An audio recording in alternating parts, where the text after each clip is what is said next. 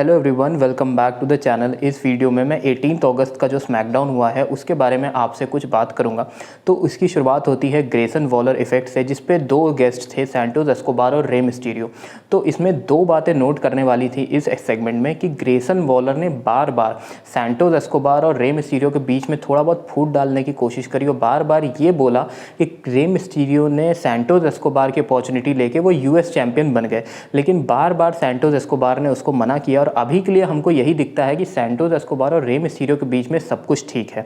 दूसरा उनका ये कहना था ग्रेसन वॉलर का कि एज को उनके शो पे आना चाहिए और उनको थैंक करना चाहिए कि उन्होंने फिर से जो है एज को थोड़ी बहुत रिस्पेक्ट दे दी, या उनके शब्दों में बोले तो एज को रेलेवेंट बना दिया।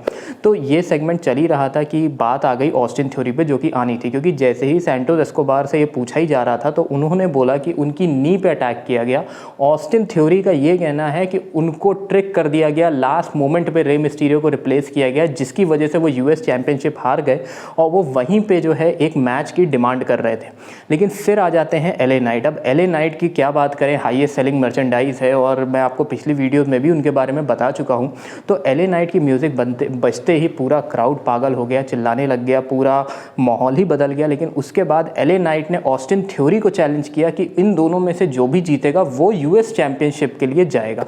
तो ये मैच बढ़िया चल रहा था, लेकिन तभी मिस की एंट्री होती है। तो मिस का हम पिछले कई दिन से देख रहे हैं कि उनका एलए नाइट के साथ जो है कुछ ना कुछ फ्यूड चल रहा है। यहाँ पे मैं एक बात पॉइंट आउट करना चाहता हूँ कि मिस का एक बहुत ही लंबा करियर रहा है कि वो दूसरे सुपरस्टार्स को जो है प्रमोट करते हैं। तो मिस का ये भी कहना था कि कोई बात नहीं, आज अगर ऑडियंस एलए नाइट को बोल रही है, कुछ महीनों बाद भूल जाएगी, एक नया सुपरस्टार आएगा, उसके लिए चेयर करेगी, मर्चेंडाइज बिक रही है तो क्या हो गया, कोई भी आएगा उसको मेरे थ्रू जाना पड़ेगा। तो ये एक प्रॉपर हील टैक्टिक थी, क्योंकि लास्ट में मिस ने एलए नाइट को डिस्ट्रैक्ट किया और ऑस्टिन थ्योरी ने एलए नाइट को डिफीट कर दिया।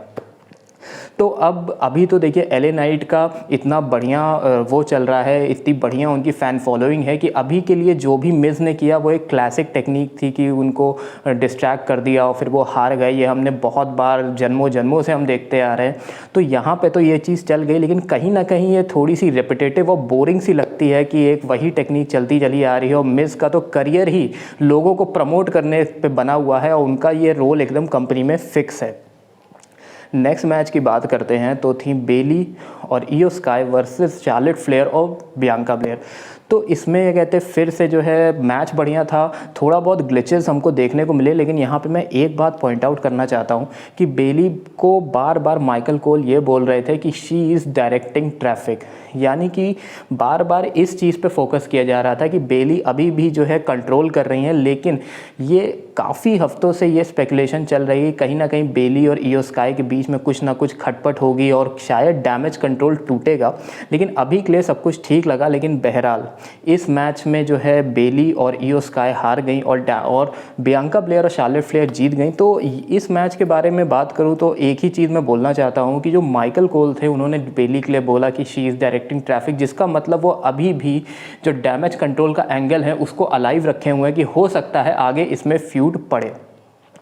अब बात आ जाती है ओसी, जो कि एक एजे स्टाइल्स वाली टीम है, और दूसरी तरफ थे स्ट्रीट प्रॉफिट। तो स्ट्रीट प्रॉफिट का जो एक नया एंगल चल रहा है बॉबी लैशली के साथ, जिसमें कि उन लोग ने काफ़ी ज़्यादा एक रिन्यूड सी टीम वो लग रहे हैं, वो काफ़ी एग्रेसिव हैं और कहीं ना कहीं हील टर्न की तरफ जा रहे हैं। यहाँ पे मैं एक बात पॉइंट आउट करना चाहता हूँ कि मैच के बाद बॉबी लैशली आए और सब लोग ने मिल के सेलिब्रेट की उस विक्ट्री को, लेकिन कहीं ना कहीं एक नई स्टोरी लाइन हमको दिख रही है। वो काफ़ी एग्रेसिव दिख रहे हैं, काफ़ी ज़्यादा रिन्यूड दिख रहे हैं, उनका एक नया फिनिशर भी हमको देखने को मिला है। अब मैं बात करना चाहता हूँ जो हमारे पॉल हेमन है, उनका एक ब्लड लाइन का सेगमेंट था। तो पॉल हेमन तो दिखे नहीं, लेकिन जेमी ऊसो नहीं दिखे, रोमन रेंस नहीं दिखे, जे ऊसो ने तो क्विट ही कर दिया। लेकिन यहाँ पे एक बात पॉइंट आउट करने वाली है कि पॉल हेमन ने जो है जो बैक स्टेज की हमारे मीडिया पर्सन हैं उनको ये बताया कि Jimmy Uso next week SmackDown पे आएंगे, एक रेवलेशन करेंगे, कुछ बातें करेंगे। लेकिन इस वीक तो कुछ भी नहीं था, सिर्फ बैक स्टेज मोमेंट था, उसके बारे में भी मैं बात करूँगा। तो इस रेवलेशन के बाद जो है थोड़ा बहुत जब जो मीडिया पर्सन है उन्होंने पॉल हेमन से पूछने की कोशिश करी कि क्या है, तो पॉल हेमन ने एकदम उन्हीं जो मीडिया पर्सन है उन्हीं की फैमिली के बारे में बात करनी शुरू कर दी। लेकिन मैं यहाँ पे एक बात पॉइंट आउट करना चाहता हूँ, जैसे रोमन रेंस तो थे नहीं, जिमी ऊसो भी नहीं थे, दिखे सिर्फ पॉल हेमन। और ना ही कोई इन रिंग सेगमेंट था। तो यहाँ पे मैं ये बोलना चाहता हूँ कि पॉल हेमन ने नेक्स्ट वीक के लिए जो बॉल फेंकी है कि जिमी ऊसो आएंगे और उनके बारे में कुछ ना कुछ बातें होंगी, तो उन्होंने जो फैमिली ड्रामा चल रहा है वो तो रखा है अलाइव, लेकिन कहीं ना कहीं एक इंटरेस्टिंग सी चीज़ दे दी है ऑडियंस को, और ऑडियंस जो है बोर नहीं हो रही है कि अरे वही चीज़ चल रही है। तो कहीं ना कहीं एक ट्विस्ट का एक एलिमेंट है, एक इंटरेस्टिंग एलिमेंट है जो कि पॉल हेमन ने अपनी तरफ से किया है। और इसमें एक बात और नोट करने वाली है कि भले ही कोई इन रिंग सेगमेंट नहीं हुआ है, लेकिन तो उसकी वजह से एज और शेमस का जो मेन इवेंट का मैच था, जो कि एज का एक 25 ईयर्स का सेलिब्रेशन था उन्हीं की कंट्री में, तो उसको एक ज़्यादा स्क्रीन टाइम मिला है, तो ये काफ़ी अच्छी बात है। अब एज और शेमस की मैच पे मैं आता हूँ। तो देखिए इस मैच को बताने से पहले मैं ये बताना चाहता हूँ कि एज को 25 साल हो गए हैं कंपनी में, उनके होम क्राउड में था, तो ऑब्वियस ही बात है माहौल काफ़ी इमोशनल और काफ़ी ज़्यादा इलेक्ट्रिक था। बहरहाल एज की जो एंट्रेंस थी उस पर जो पॉप मिला है वो रीसेंट टाइम में बहुत ही हाई है, सबसे ज़्यादा हाई है। अगर आपको मौका मिलता है तो आप देखिएगा। उसके बाद जब बेथ फीनिक्स जो कि उनकी वाइफ हैं, उनकी जो डॉटर्स हैं, वो सब रिंग साइड पर बैठी हुई थी, लेकिन जो मैच था वो अल्टीमेट क्लासिक था। तो यहाँ पर मैं 3 चीज़ें पॉइंट आउट करना चाहता हूँ कि सबसे पहले तो बेथ फीनिक्स और उनकी जो फैमिली रिंग साइड पे बैठी हुई थी और जिस तरीके के उनमें इमोशंस दिख रहे थे, बेथ फीनिक्स का जो फेशियल एक्सप्रेशन था उसने मैच के और ज़्यादा इन्हांस किया, मैच को और ज़्यादा इंटरेस्टिंग और ज़्यादा इमोशनल बनाया। अब उसके बाद एक हॉल ऑफ फेम करियर है तो एक जायज़ सी बात भी लगती है। दूसरी बात ये थी कि जो एज और शेमस का मैच था तो बहुत ही फिजिकल मैच, लेकिन एज ने अपने क्लासिक मूव्स नहीं लगाए, बजाय उसके शेमस से एक अच्छा रेसलिंग मैच किया, शेमस की स्ट्रेंथ को दिखाया, चाहे वो उनके मूव्स हों, चाहे वो 10 बीट्स ऑफ बॉल्डरिन हो, चाहे वो ब्रो किक हो, और चाहे वो उनकी एक क्लोज लाइन हो। तो शेमस के साथ जो उनका मैच हुआ था वो काफ़ी ज़्यादा फिजिकल, और एज की यहाँ पे तारीफ़ इस बात की है कि उन्होंने शेमस के साथ बढ़िया मैच किया। ये नहीं कि अपने तरीके से ही मैच किया, अपने ही मूव्स लगाए, लेकिन शेमस के भी मूव्स को उन्होंने इन्हांस किया। बाद में उन्होंने एक स्पेयर लगा के शेमस के ऊपर विक्ट्री हासिल कर ली।